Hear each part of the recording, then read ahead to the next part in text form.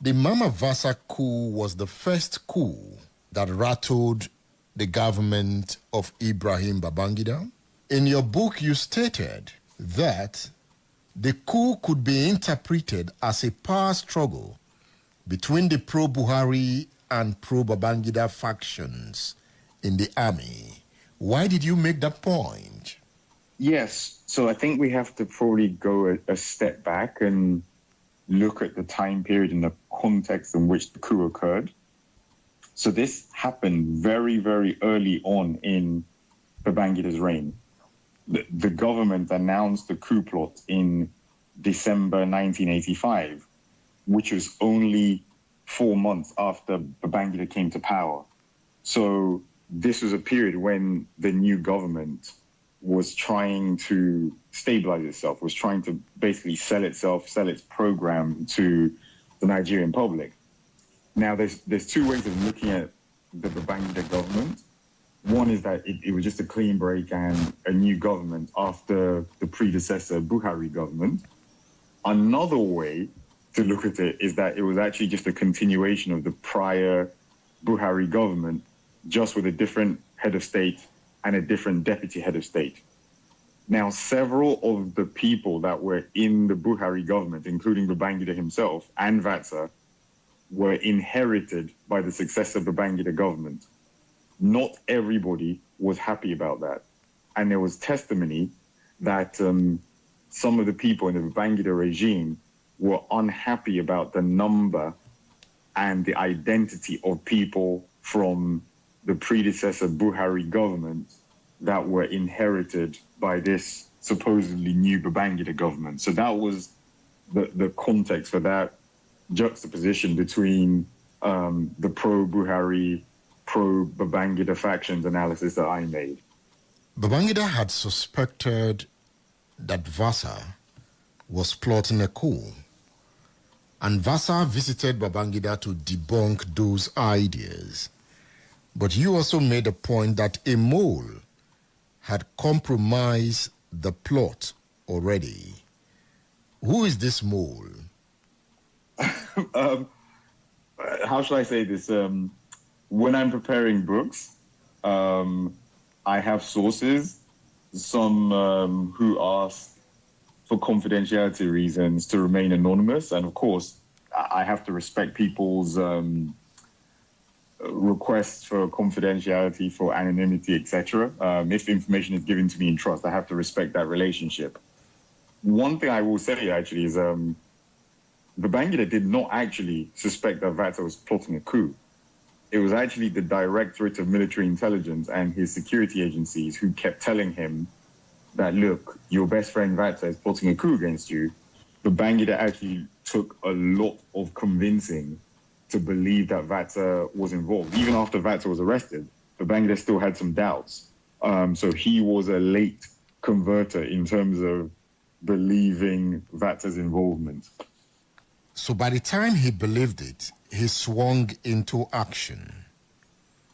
The suspect had their last meeting in Makurdi in December 1985. From the trial, it was clear that Vatsa did not attend any of the meetings. Yet, he was convicted. Do you think there was a coup? So, this coup was very, very different. And it's really, really opaque for a number of reasons. One, let's just look at the history of coups in Nigeria. So, by the time this is 1985 now, late 1985, by this time, there'd already been 6 coups in Nigeria's history. This 7th one was different from all the prior coups in that it hadn't actually happened, it hadn't been executed. The 6 previous coups were coup attempts that either overthrew the government or that failed, that were suppressed while they were being carried out. So something actually happened. So this time was different because it was the first time that the government put people on trial for just planning a coup, for intending to execute a coup, but not actually executing it. So what happened is that the Directorate of Military Intelligence detected the coup plot while it was still in progress, while it was still being plotted. So why am I telling you all this? Is because because nothing had actually happened, it just became a case of he said, she said. It was one witness's word against another. So on one side, the government claimed that the primary evidence against Vatsa, let's talk about him in particular, there was two really significant planks of evidence against him. One was that he granted certificates of occupancy for land to some of the other suspects. And for context for your listeners, at this time, Vatsa's role in the government was he was the minister of the Federal Capital Territory, so he had the authorization to grant certificates of occupancy. So that was plank one, granting those certificates of occupancy to suspects. Number two, second plank of evidence, was that he gave money to one of the other suspects who was under investigation.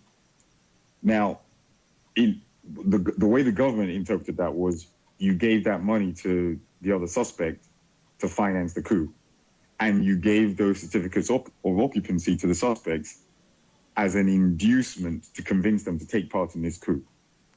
Now, Vatsa's response to defend himself was to say, no, the money I gave to the suspect, it was just a farming loan. This is somebody I know, this is somebody I'm socially acquainted with. I gave him the money as a personal loan. Number two, it was only 10,000 naira. Yes, 10,000 naira back in 1985 was a lot more money. But Vatsa's argument was, is 10,000 naira enough to induce someone to risk their life in a coup plot? Then as for the certificates of occupancy, it was pointed out that he didn't just grant those to the suspects, he also granted them to one member of the special military tribunal that tried him and to other members of the government. So Vatsa's defense was, look, I granted these certificates to lots of people.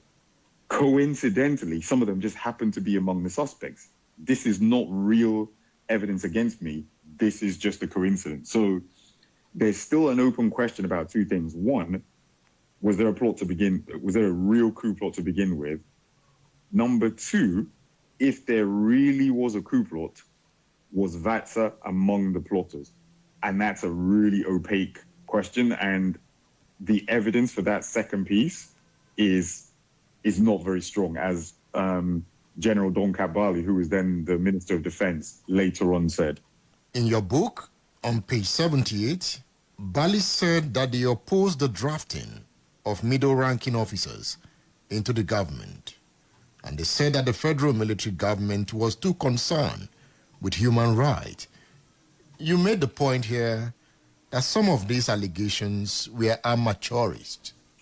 Again, early on in the Babaginda government was trying to do everything differently to the Buhari regime because, again, it was trying to differentiate itself and convince the public that this is going to be a very, very different type of government from what you've been used to under Buhari for the previous 18 months. So this was a time of economic reform, and allegedly the government was saying, look, that one of the plotters' grievances was that the government had rejected a loan from the IMF. Number two, the Babaginda government was releasing a lot of people that had been detained by the Buhari government for corruption, state security offenses, etc. And the IBB government was trying to present itself as pro-human rights. And again, I've already mentioned that there was some tension about retaining people from the Buhari regime in the success of the Babaginda government.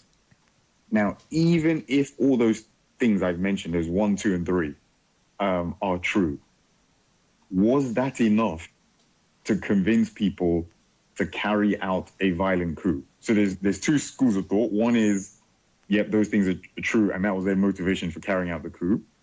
Second school of thought is that, no, those things are not true, and maybe some people used the grumbling of people who are unhappy about the government's policies as an excuse to rope them up in a coup plot and get rid of people they did not like.